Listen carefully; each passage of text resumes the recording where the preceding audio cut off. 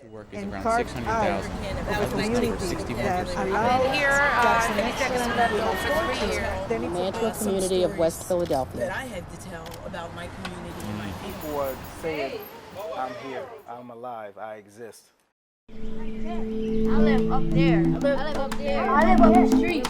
I live right there. I live up there. I live up the street.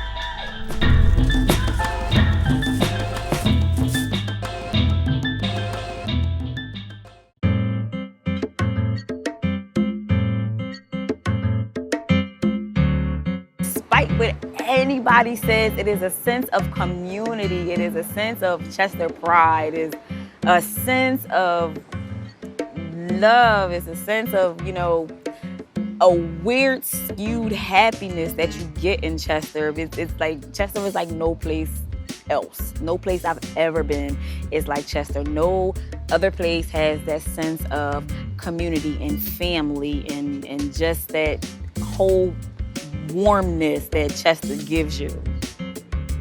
I learned how to be a human being through Chester, through the schools, through the churches, through the people, through the basketball leagues. So Chester, raised me to be the person that I am. I've never had any desire to move anywhere else. Some of the people that are my age, we seem to have a love for Chester. This is home. Chester's vibrant history brought many people to the city. During World War II, jobs were plentiful as they provided a robust livelihood for families and the community. Chester was also the home of Martin Luther King Jr. while he studied at Crozier Seminary and attended Calvary Baptist Church under the tutelage of Reverend J. Pius Barber. Equally as vibrant were those organizations that provided social and recreational activities. The Young Women's Christian Association, founded in 1914, an anchor in this community, was one of them. This is a institution, if you will, that's been around since, my grandmother was a child. I belong to the National Association of Negro Business and Professional Women's Clubs, and we used to have our meetings here. If this building was not here on this street when you rode down 7th and Sproul Streets, it would definitely not be the same. And just the whole homeliness and comfort and sanctity that, was built and formed within those walls is why I think it's necessary to kind of preserve this building as a staple.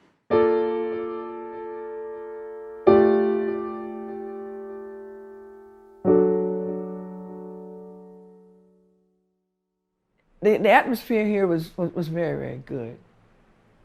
And it was a warmth here, and you felt welcome. It was a very wholesome, welcoming family environment. Everyone knew each other's names. You came here, you had a feeling of comfort and warmth. We had after-school programs. There were summer camps. You were waiting lists for programs. And you also became part of the Y team, so you were learning leadership, and you felt like this was a home for you. The YW was not fully integrated until the 1960s. We just certainly did not have that ingrown feeling of belonging. At least I never did. Were you all allowed to use the pool? Did you hear what I said? Prior to its full integration, there was a letter writing campaign to permit African Americans to swim at the Y. As a result, the YW allowed Negroes to swim 2 days a week.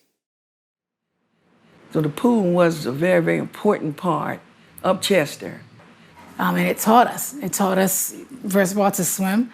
It taught us about being a part of a group and togetherness, and it's very well needed.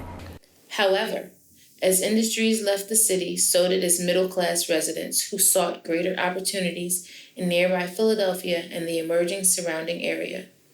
As businesses relocated, Chester's decline escalated, and the city became destitute, leaving places like the YW without a financial foundation.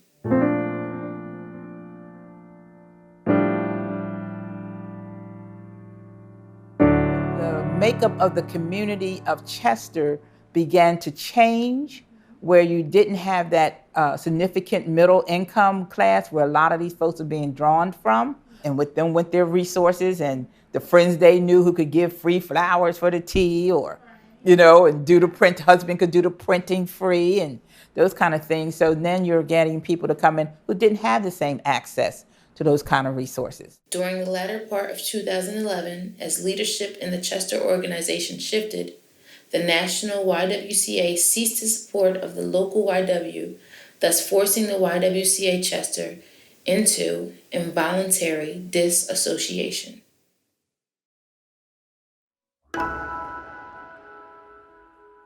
Now here's this building basically everyone's walked away from. What do I do with it?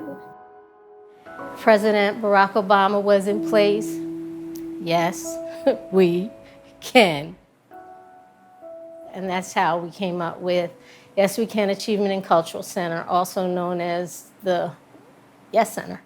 The former YW continued under new leadership in 2012 as its programming evolved to include sewing classes, a fitness center offering Zumba, rental venue for meetings and events, and partnered with the Chester's MLK Committee as well as its Genius Me Day Camp, a homeschool cohort facility, and home to several churches and an Islamic study group. My heart is so entrenched in the community. I just had no other choice, or I felt I had no other choice but to save it, do my part, whatever that was. In 2014, disaster strikes the Yes Center. Starting with the primary water main break, subsequent flooding, followed closely by vandalism and theft, and finally a leaking roof posing seemingly insurmountable challenges.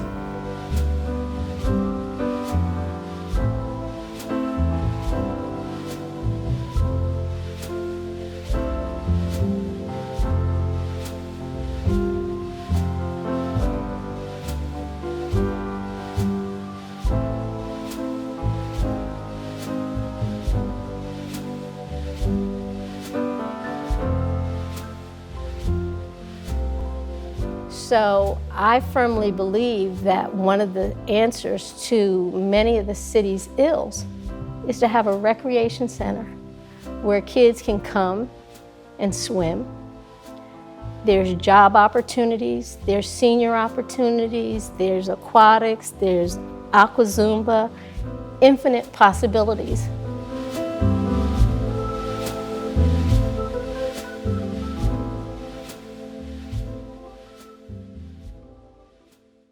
With Twyla there in that collection of history, in that building and in that community, what better way to ignite those stories and revitalize that building. I have several trunks that my father compiled over years. Anything that he could find that was about Chester that I would like to get into Ms. Simpkins' hands so she can catalog it for the future. This is just all great, all great. It's that sea pride that everybody is always talking about, but it's sea pride on a different level. I know it would be a wonderful thing if all of us would get behind her and help her in this endeavor, because it's worthwhile. Because it is a space, it has a history, it's a historic building that people recognize for a variety of reasons. And having that space to really bring Chester together and say, what can we do in this city to make a change? Really, I think what will bring the city back is us, Chester residents and the Chester diaspora, as I am of now, living in Philly, like really coming together and thinking about how can we build the institutions and businesses and spaces that Chester needs to really flourish. And I think the Yes We Can Center is a great example of that. I would encourage more people to get involved and to not only learn the history of Chester, the history of the Y, the history of the Yes Center, and just to know what this building represents. It's not just a building on 7th Street that you walk by. It has a long-standing history.